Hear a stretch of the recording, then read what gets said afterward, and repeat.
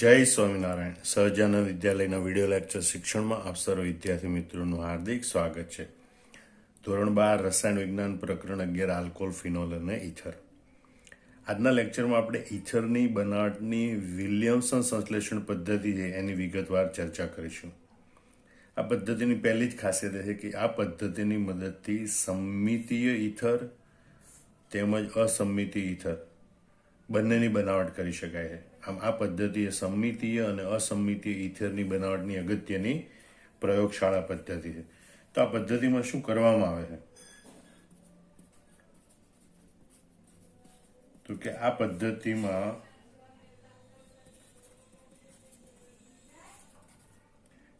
Alkyl halide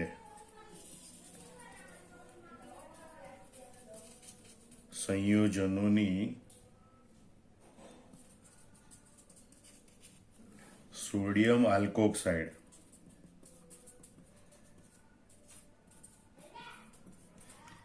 RONA સાથે પ્રક્રિયા કરી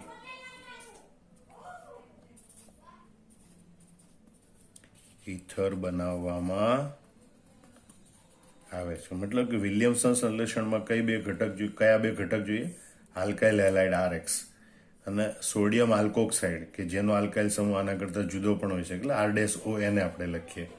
આલ્કાઇલ હેલાઇડ અને સોડિયમ આલ્કોક્સાઇડ એની વચ્ચેની પ્રક્રિયાથી ઇથર બનાવે. અહીંયા સોડિયમ આલ્કોક્સાઇડ છે એ પાછો આલ્કોહોલ અને સોડિયમ ધાતુ વચ્ચેની પ્રક્રિયાથી મેળવી શકાય. આનું સામાન્ય સમીકરણ આપણે આ પ્રમાણે લખી શકીએ: RX alkyl halide plus RONA plus minus. તો અહીંયા Na છે એ આ હેલાઇડ સાથે જોડાય NaX બનાવે અને આલ્કોક્સી સમૂહ એ આલ્કાઇલ સમૂહ સાથે જોડાય R અને આપણે R' કહીએ તો ROR'. બરોબર, આ રીતે આપણને ઇથર મળે છે. આલ્કાઇલ હેલાઇડ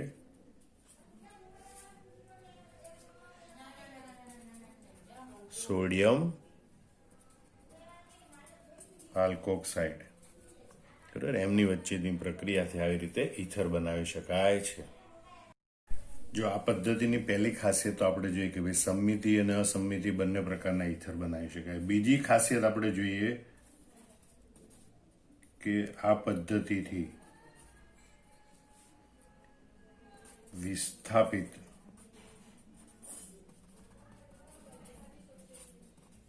આલ્કાઇલ સમૂહ એટલે કે દ્વિતીયક કે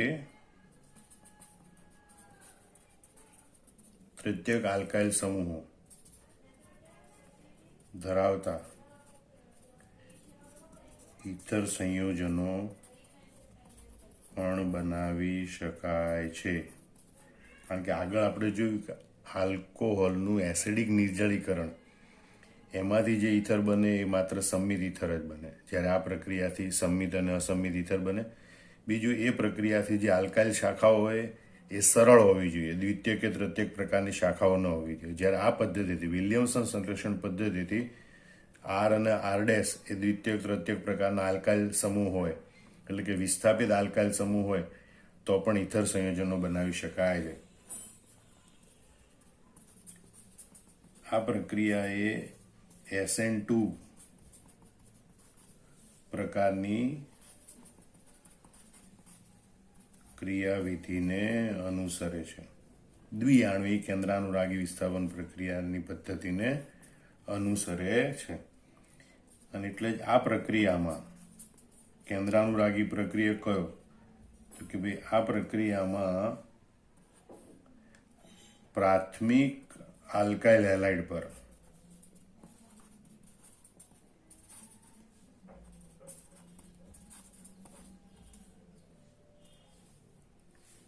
આલ્કોક્સાઇડ આયન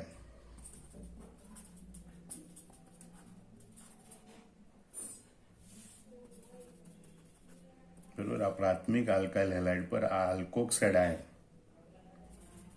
એ કેન્દ્રાનુરાગી પ્રક્રિયક તરીકે હુમલો કરે છે. તો આ બીજી ખાસિયત કે આ પ્રક્રિયામાં પ્રાથમિક આલ્કાઇલ હેલાઇડ છે એના ઉપર આ આલ્કોક્સાઇડ આયન છે એ કેન્દ્રાનુરાગી પ્રક્રિયક તરીકે હુમલો કરે છે અને એ ક્રિયાવિધિને અનુસરીને ઇથર બને છે. આ પ્રક્રિયાનું આપણે ઉદાહરણ જોઈએ. દાખલા તરીકે તૃતીયક બ્યુટોક્સાઇડ આયન CA3CCH3CH3O-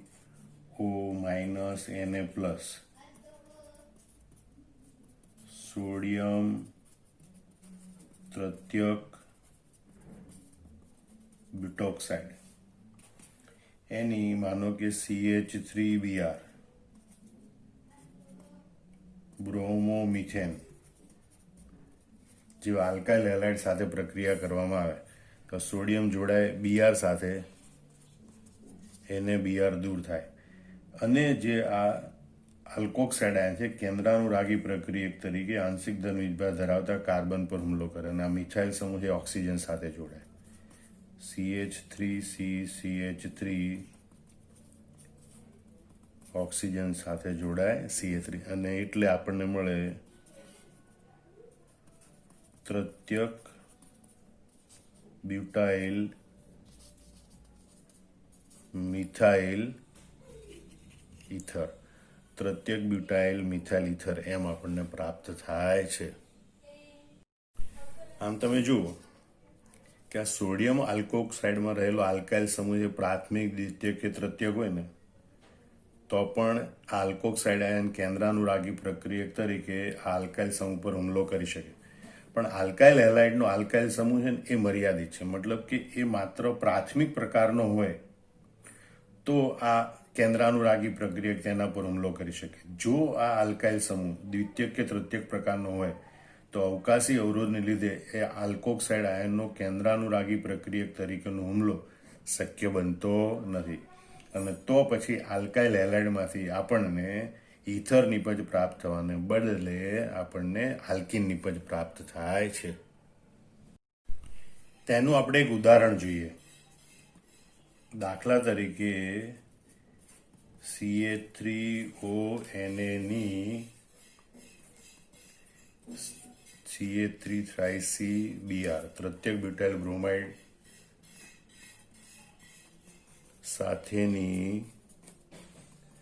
પ્રક્રિયાથી માત્ર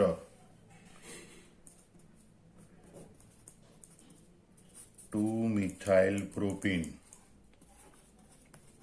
નિપજ મળે છે. બરોબર, જે આ પ્રમાણે દર્શાવી શકાય કે ભાઈ CH3CH3Br તૃતીયક બ્યુટાઇલ બ્રોમાઇડ અથવા તો આપણે એનું કહીએ કે ભાઈ 2-બ્રોમો 2મિથાઇલ પ્રોપેન એની CH3ONA સાથે પ્રક્રિયા કરવામાં આવે એટલે કે સોડિયમ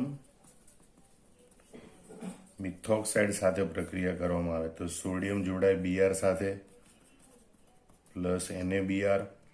બરોબર, આ CH3O છે આમાંથી કોઈ પણ એક હાઇડ્રોજન સાથે જોડાય એટલે પ્લસ CH3OH અને આ કોઈ પણ બે કાર્બન વચ્ચે મધ્યસ્થ કાર્બનથી સાઈડના કોઈ પણ બે કાર્બન વચ્ચે દ્વિબંધ રચાય CH3C double bond CH2 CH3 1 2 અને 3 કાર્બન એટલે કે આપણને 2મિથાઇલ પ્રોપ 1 એ પ્રકારની માત્ર આલ્કિન નિપજ મળે છે. હવે આમ થવાનું કારણ તમે સમજીએ કે ભાઈ આમ થવાનું કારણ એ છે કે આલ્કોક્સાઇડ, બરોબર, આ પ્રકારનો આલ્કોક્સાઇડ છે એ માત્ર કેન્દ્રાનુરાગી પ્રક્રિયક નથી પરંતુ પ્રબળ બેઝ પણ છે અને એટલે તેઓ આલ્કાઇલ હેલાઇડ હોય આ પ્રકારના, બરોબર, તેની સાથે વિલોપન પ્રક્રિયા પણ આપે છે અને એટલે આવા જે દ્વિતીયક કે તૃતીયક પ્રકારના આલ્કાઇલ હેલાઇડ હોય તો એ આવા આલ્કોક્સાઇડ જેવા પ્રબળ બેઝ સાથે વિલોપન પ્રક્રિયા કરી અને આલ્કિન નિપજ આપે. આ પદ્ધતિથી ફિનોલ સંયોજનો પણ ઇથર સંયોજનોમાં રૂપાંતર પામે છે એટલે કે ફિનોલના પણ ઇથર બનાવી શકાય. એ માટે ફિનોલની સોડિયમ હાઇડ્રોક્સાઇડ સાથે પ્રક્રિયા કરી પ્રથમ સોડિયમ ફિનોક્સાઇડ મેળવવામાં આવે અને આ સોડિયમ ફિનોક્સાઇડની પ્રાથમિક આલ્કાઇલ હેલાઇડ સાથેની પ્રક્રિયાથી આલ્કાઇલ ફિનાઇલ ઇથર બને છે. ફિનોલ હોય એની પહેલા સોડિયમ હાઇડ્રોક્સાઇડ સાથે પ્રક્રિયા કરવામાં આવે NaOH સાથે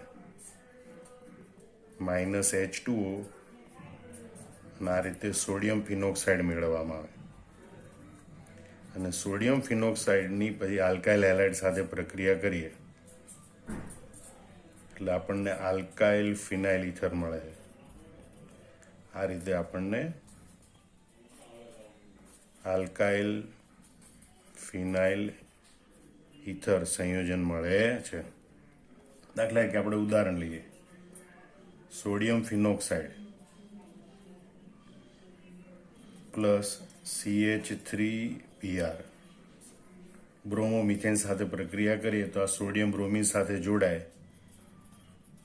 NaBr દૂર થાય અને ઓક્સિજન સાથે આ મિથાઇલ સમૂહ જોડાય. બરોબર, એટલે આને કહેવાય મિથાઇલ ફિનાઇલ ઇથર અથવા એનું સામાન્ય નામ છે એનિસોલ. બરોબર, IUPAC નામ છે એનું મિથોક્સીબેન્ઝીન. અને બીજું સામાન્ય નામ કહેવાય મિથાઇલ ફિનાઇલ ઇથર. એ જ રીતે જો સોડિયમ ફિનોક્સાઇડની CH3CH2Cl ક્લોરોઇથેન સાથે પ્રક્રિયા કરવામાં આવે તો NaCl દૂર થાય અને ફિનોક્સાઇડ આયન સાથે CH2CH3 ઇથાઇલ સમૂહ જોડાય. અને ઇથાઇલ ફિનાઇલ ઇથર કહેવાય અથવા ઇથોક્સીબેન્ઝીન કહેવાય. પણ એનું જેમ આ OCH3 હોય તો સામાન્ય નામ એનિસોલ છે, ખાસ યાદ રાખવાનું. એમ OCH2CH3 હોય તો એનું સામાન્ય નામ ફેનિટોલ છે. IUPAC નામ આપણે કહીશું ઇથોક્સીબેન્ઝીન. બરોબર, તો આ રીતે આપણે ફિનોલના ઇથર પણ મેળવી શકીએ છીએ. વિલિયમસન સંશ્લેષણ પ્રક્રિયાનો કન્સેપ્ટ સમજવા માટે આપણે કેટલાક ઉદાહરણ જોઈએ. આપણે જોયું હતું કે ભાઈ આલ્કાઇલ હેલાઇડ એની સોડિયમ આલ્કોક્સાઇડ સાથે પ્રક્રિયા કરી એટલે ઇથર બને. એમાં આલ્કાઇલ હેલાઇડમાં જે આલ્કાઇલ સમૂહ છે પ્રાથમિક પ્રકારનો હોવો જોઈએ. જો દ્વિતીયક કે તૃતીયક હોય તો આલ્કીન નિપજ આપે. જ્યારે સોડિયમ આલ્કોક્સાઇડમાં રહેલો આલ્કાઇલ સમૂહ છે પ્રાથમિક, દ્વિતીયક કે તૃતીયક હોય તો ચાલે. બરોબર, હવે આપણે પહેલી પ્રક્રિયા જોઈએ, CA3CA2O અને CA3CH CA3Br 2 બ્રોમોપ્રોપેન અથવા તો આઇસોપ્રોપાઇલ બ્રોમાઇડ ના સોડિયમ ઇથોક્સાઇડ. એ પૈકીનો જે આલ્કાઇલ હેલાઇડ છે દ્વિતીયક પ્રકારનો છે. એનો મતલબ કે એ આલ્કીન નિપજ આપશે. જો આલ્કીન નિપજ આપે તો આની વિલોપન પ્રક્રિયા થાય. તો Na સાથે Br જોડાય, CH3CH2O સાથે કોઈ પણ એક કાર્બન પરથી H જોડાય. બરોબર, એટલે NaBr દૂર થાય પ્લસ CH3CH2OH દૂર થાય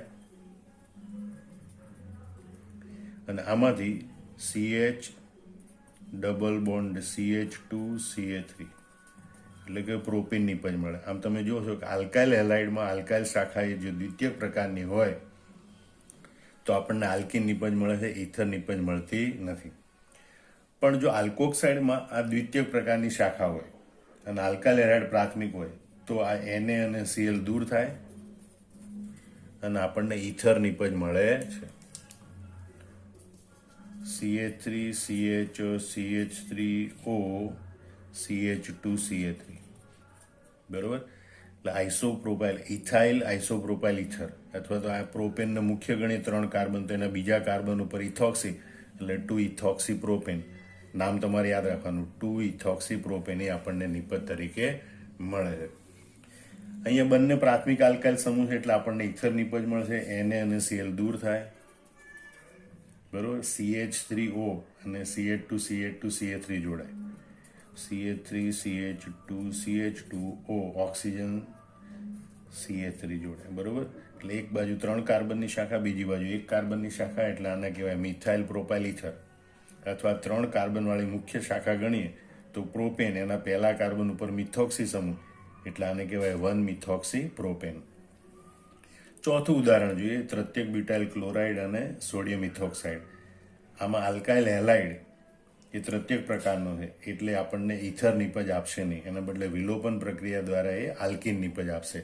એટલે Na અને Cl દૂર થાય પ્લસ NaCl, CH3CH2O એ કોઈ પણ એક હાઇડ્રોજન સાથે CH3CH2OH બનાવે અને આમાંથી બે કાર્બન વચ્ચે દ્વિબંધ રચાય એટલે CH3C ડબલ બોન્ડ CH2CH3 બરોબર 2 મિથાઇલ પ્રોપીન એમ આપણને આલ્કીન નિપજ પ્રાપ્ત થાય છે.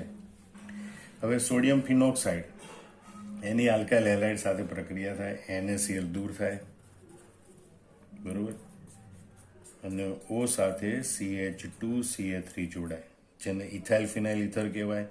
આનું સામાન્ય નામ ફેનિટોલ છે. IUPAC નામ ઇથોક્સી બેન્ઝીન છે.